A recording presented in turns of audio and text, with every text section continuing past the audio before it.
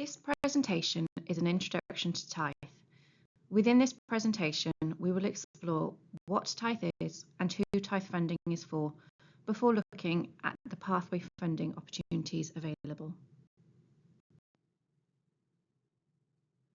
Tithe funding provides people with a world of opportunities.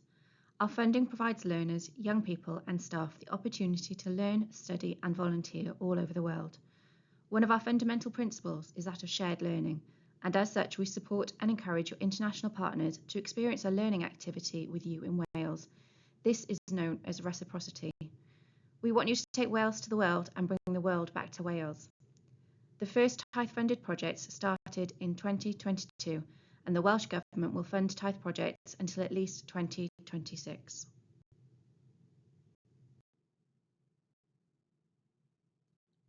Tithe funding is available to all within the education settings in Wales. These sectors are schools, youth, adult education, further education, vocational education and training, and higher education.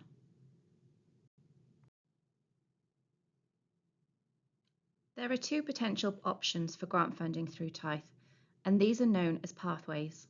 There is Pathway 1, which is all about the individual's experience and their learning opportunities from an international exchange. There is a wide range of activities supported for both learners and staff, including group and individual learner mobilities, as well as staff training and job shadowing opportunities. In addition, there is Pathway 2, which is all about supporting international partnerships and strategic collaboration. This pathway allows applicants to develop, share and implement innovative practices in education which address a specific issue or sector priority. We will cover both of these pathways in more detail later in this presentation.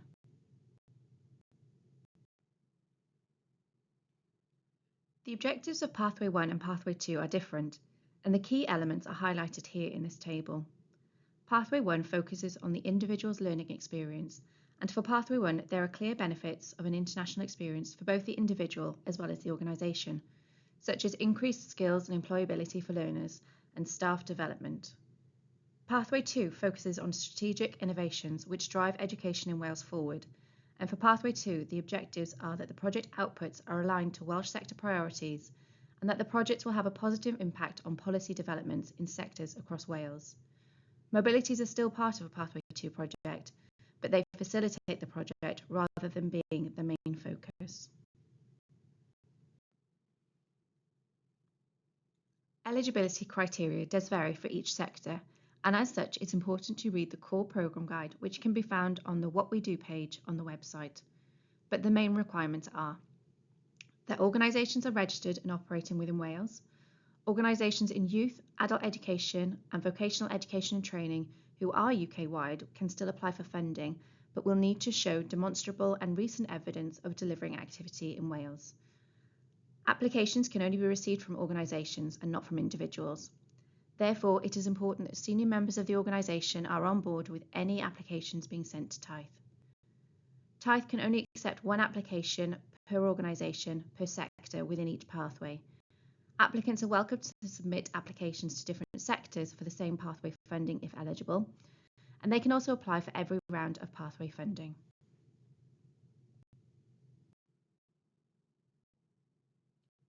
To help you decide if your project would be a Pathway 1 or Pathway 2 project, we're going to look in a bit more detail at both of these options, starting with Pathway 1.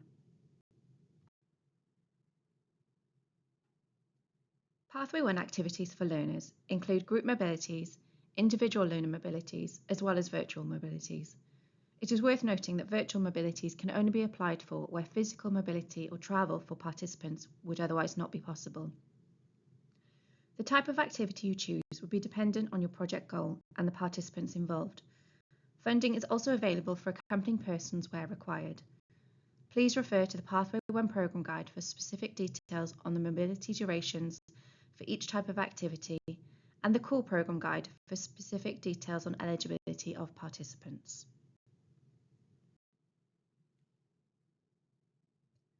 Pathway 1 activities for staff includes training, facilitation, teaching placements and job shadowing, training courses and professional development, system development projects, and preparatory visits. The first two activities have a focus on staff and career development goals. System development projects involve activities focused on quality, innovation, and provide an opportunity to bring back lessons learned, as well as tools to the organisations involved in the project and beyond.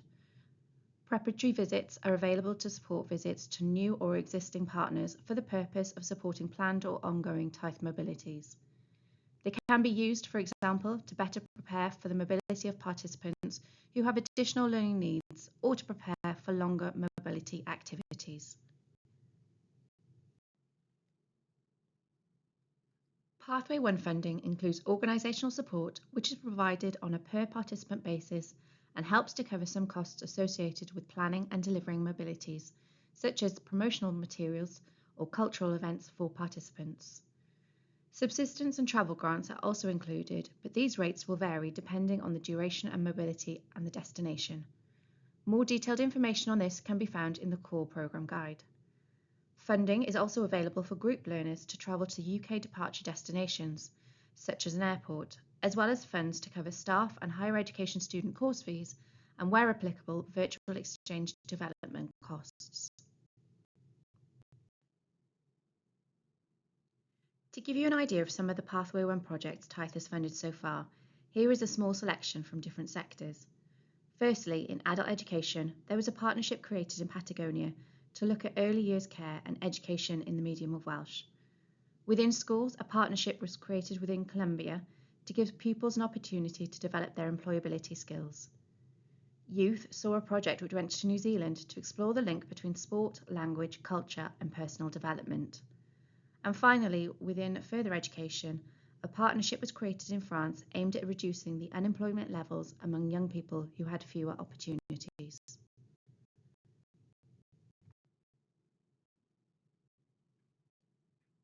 It is now time to look in a bit more detail into Pathway 2.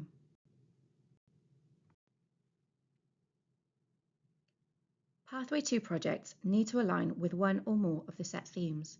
These are developments in education, diversity inclusion, and climate change. Some examples of topics which fall within these categories are listed within each category in the table below.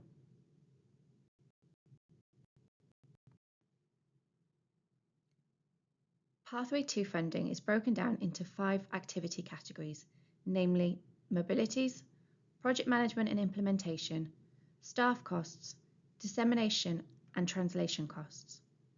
There is no cap on how much of your budget can be allocated to each activity, other than for staff costs, which can be no more than 35% of the total budget. Mobility funds can be used to send people from Wales to their international partner, but also for the international partner to send participants back to Wales.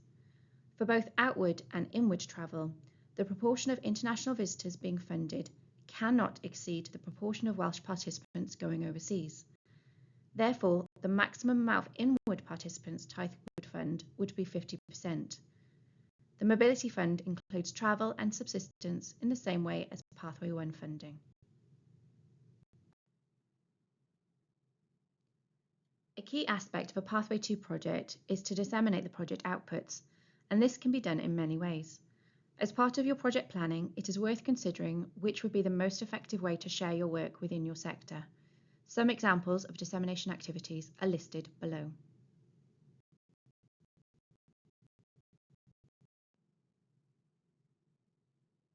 The main focus of a Pathway 2 project is the creation of a high-quality, impactful, measurable project output, which is of value to other organisations and the sectors more widely. Again, consideration needs to be given to the most appropriate way for the project output to be shared and have the most impact on the sector.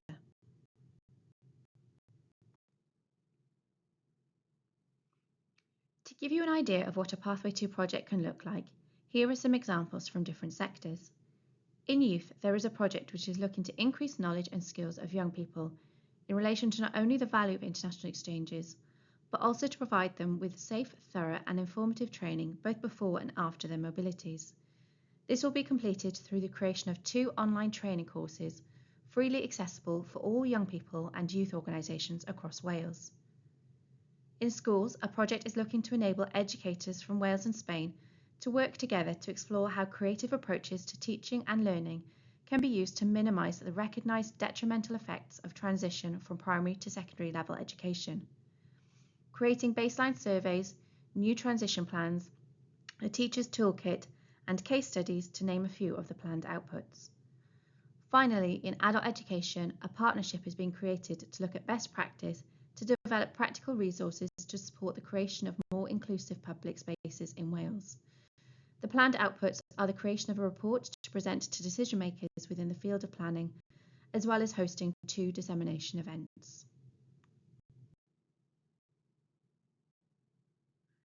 Tithe is able to offer additional funding to help support its commitment to sustainability and ensuring that Tithe funding is accessible to all. As mentioned previously, reciprocity is encouraged and funding is available to support inward mobilities from international partners. Within Pathway 1, you can request up to an additional 30% of funds for international inward mobilities. In Pathway 2, you can request up to 50% of your mobility activity funds for international inward mobilities, but within the overall Pathway 2 budget, only a total of up to 30% of all the activity funds can be allocated to that international partner. More detailed information on this can be found in the relevant Pathway 1 or Pathway 2 programme guides. Tithe encourages organisations to consider green travel options for their mobilities, and where green travel options such as train or car share is used, you can apply for an additional fund from Tithe to cover any additional costs this may incur. For participants with disabilities or additional learning needs, organisations can request additional funds to cover 100% of the actual costs to ensure that these participants can take part in the experience.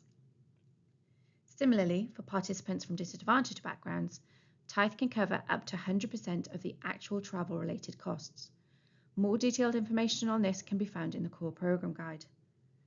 Participants who are travelling from or to a remote area can also claim additional funds to support this travel, and should COVID restrictions impact mobility, there is funding available to support any exceptional costs associated to this. Hopefully, you now have an understanding of Tithe and its 2 pathway grants, so it's now worth discussing what to do next. You will find additional resources on our website, which includes further details on the Tithe programme as well as the pathway options. This includes the programme guides, although please note that these are updated annually and changes may be made to future pathways. You can also find some case studies and stories from funded projects on the Stories page on the website.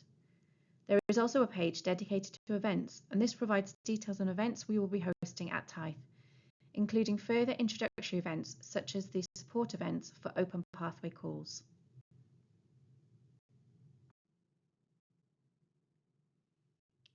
Thank you for your time watching the presentation, and if you have any questions or queries, then please do not hesitate to contact us at inquiries@tithe.wales or via the website. We'd also recommend you sign up to our newsletter to get updates on future pathway calls.